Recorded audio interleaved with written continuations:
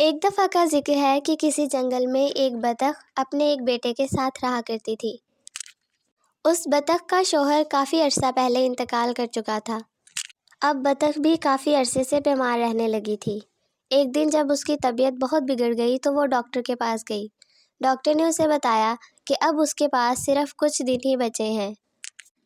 یہ سب سن کر بطخ اپنے بیٹے کے لیے پریشان ہو گئی۔ اس نے سوچا کہ میرے بعد میرے بیٹے کا خیال کون رکھے گا۔ اسی پریشانی میں وہ اپنے کئی رشتہ داروں اور دوستوں کے پاس گئی، مگر کسی نے بھی اس کا بیٹا رکھنے کی حامی نہ بھری۔ بطخ بہت اداس ہو گئی۔ پھر اسے خیال آیا کہ میں اپنے بھائی مرغے کے پاس جاتی ہوں، وہ یقیناً میری مدد کرے گا کیونکہ وہ بہت رحم دل ہے۔ وہ مرغے کے پاس پہنچی اور اسے ساری کہانی بتائی۔ مرغے نے کہا، دیکھو بہن، میں جانتا ہوں کہ تمہاری کیا مشکلات ہیں، مگر میری بیوی کبھی بھی اس بات پر راضی نہیں ہوگی، اسی لیے میں تمہاری کوئی مدد نہیں کر سکتا۔ بطخ بیچاری منہ لٹکاتے ہوئے واپس آ گئی۔ کچھ ہی دنوں کے بعد بطخ انتقال کر گئی۔ بطخ کے انتقال کے بعد مرغی کے بچوں نے بطخ کے بچے کو اپنے ساتھ کھلانا شروع کر دیا۔ وہ ہر وقت ایک دوسرے کے ساتھ رہنے لگے۔ مرغی جو کہ اپنی ایک خالہ کے گھر گئی ہوئی تھی، جب واپس آئی تو اس نے بطخ کے بچے کو اپنے بچوں کے ساتھ کھیلتے ہوئے دیکھا۔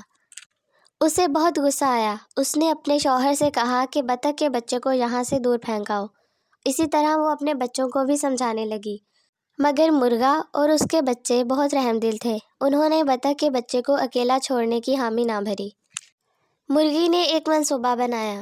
اس نے سوچا کہ وہ سیر کے بہانے اپنے بچوں اور بطخ کے بچے کو لے کر جائے گی اور پھر بطخ کے بچے کو وہاں پر ہی چھوڑ آئے گی۔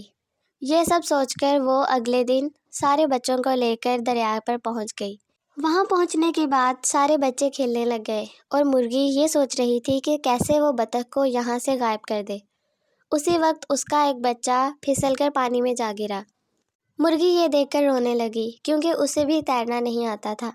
اتنے میں بطخ کا بچہ جو کہ تیرنا جانتا تھا دریا میں اترا اور اس چوزے کو نکال کر باہر لے آیا۔ مرغی یہ دیکھ کر شرمندہ ہو گئی۔ اس نے اس دن کے بعد سے بطخ کو بھی اپنا بیٹا بنا لیا۔ مرغی سمجھ چکی تھی کہ اگر ہم کسی کے ساتھ اچھا کریں گے تو ہی ہمارے ساتھ بھی اچھا ہوگا۔